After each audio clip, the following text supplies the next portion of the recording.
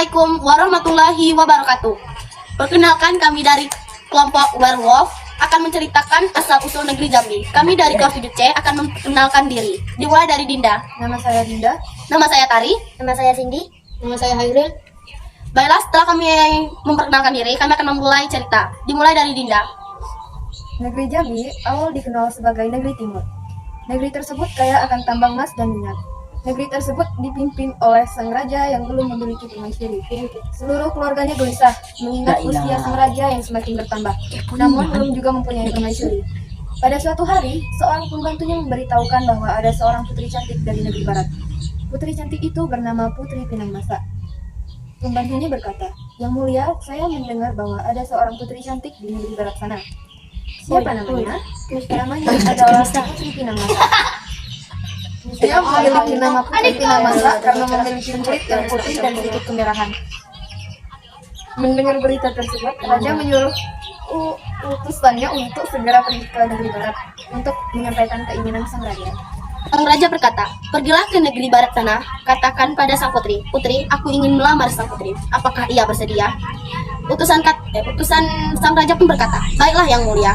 Sesampainya di negeri barat, utusan sang raja langsung menyampaikan maksud dan tujuannya. Utusannya, "Hamba adalah utusan dari negeri timur. Raja ingin melamar sang putri. Apakah bersedia tuan putri? Dia mempunyai kekayaan yang berlimpah." Dan dengan angkuhnya, sang putri memberi syarat kepada sang raja. Kata sang putri, "Aku akan menerima lamaran sang raja, tapi dengan satu syarat, untuk membuat istana dalam satu malam. Namun jika gagal, seluruh kekayaannya akan menjadi milik saya."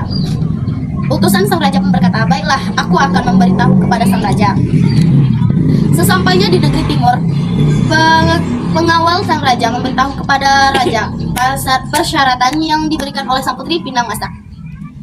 Dengan senang hati, raja memberi persyaratan sang putri karena persyaratan sang putri. Bagi sang raja, persyaratan itu adalah hal yang mudah. Raja negeri timur lalu menyerahkan rakyatnya yang ahli dalam bidang pertukangan. Para tukang menerima dan langsung bekerja untuk membuat istana tersebut di tengah malam. Para tukang hampir menyelesaikan pekerjaan mereka. Melihat itu, sang raja tersenyum bangga karena persyaratan tersebut hampir terpenuhi. Sementara itu, putri merasa resah. Baiklah, cerita saya akan disambung oleh Cindy. Di balik kecantikan sang putri, ternyata ia sifatnya buruk. Selama ini ia menerima lamaran sang raja karena ia mengincar harta sang raja. Maka dari itu, ia menggagalkan rencana sang raja. "Memangnya aku mencintainya karena tampan dan rupawan.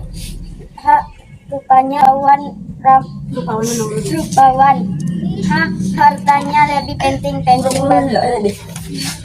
Dalam hati, sang putri risau. "Putri, bagaimana kalau ia berhasil membuat persyaratan itu? Oh, aku nggak mau berikut satu dengan si tua bangka itu." Sang putri terus berpikir untuk menggagalkan perbuatan istana itu. Putri berkata, "Aku punya ide." Sang putri langsung ke kandang ayam dan membawa banyak lampu belitu yang merupakan yang berbahan dasar minyak tanah. Bawa semua ini ke sana agar mereka mengira hari sudah pagi. Sang putri pun melancarkan aksinya. Ia menyusun lampu pelita dan membawa banyak ayam yang ada di sekitar sama tanpa diketahui